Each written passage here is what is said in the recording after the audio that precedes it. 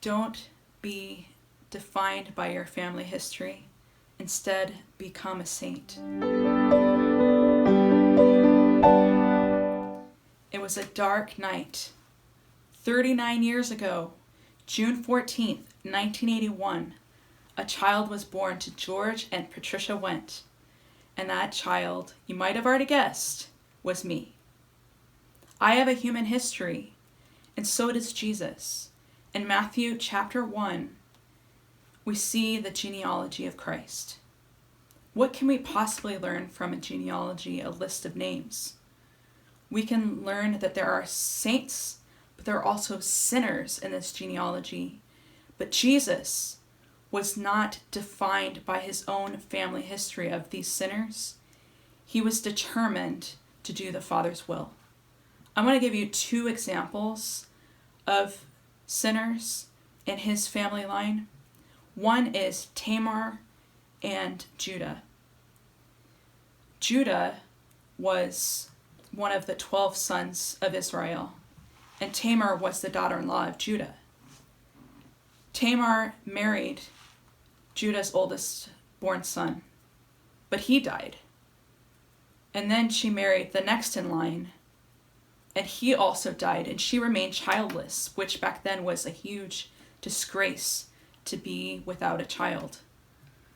And so what happened was Judah was not willing to allow her to marry any more of his sons. So she was desperate. So she took things into her own hands. She dressed up as a prostitute and waited until Judah came by, and Judah slept with her. So what was wrong about this? Well, Judah was married, so he committed adultery, and so did Tamar.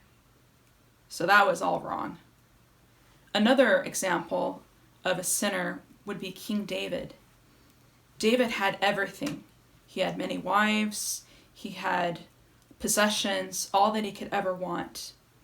He was strolling on the rooftop of the palace, and he saw a beautiful woman bathing. And instead of turning away, he saw her and continued to look. He had his servants inquire to figure out who this woman was, had Bathsheba come to the palace, and he slept with her. What was the problem? She became with child, and her husband was away at war. Oh no! What was he going to do? Was he going to come clean? Oh no. He tried to cover it up. He covered it up by inviting Uriah, her husband, to the palace, asked how everything was. His plan was that he would go home to sleep with his wife. And he didn't do that. He actually slept among the king's servants at the palace. So what was the king to do? He decided to send him back to war with a letter to his general saying, put him where the fighting is the fiercest and make sure he's struck down dead. So that turned into murder. So it went from looking to adultery to murder.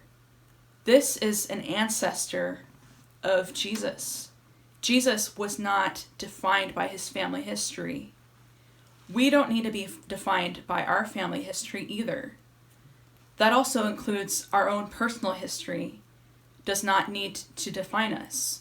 Whatever we might have done in our life, whatever may have happened to us in our life, we are called to be saints. We're called to be holy. God bless you.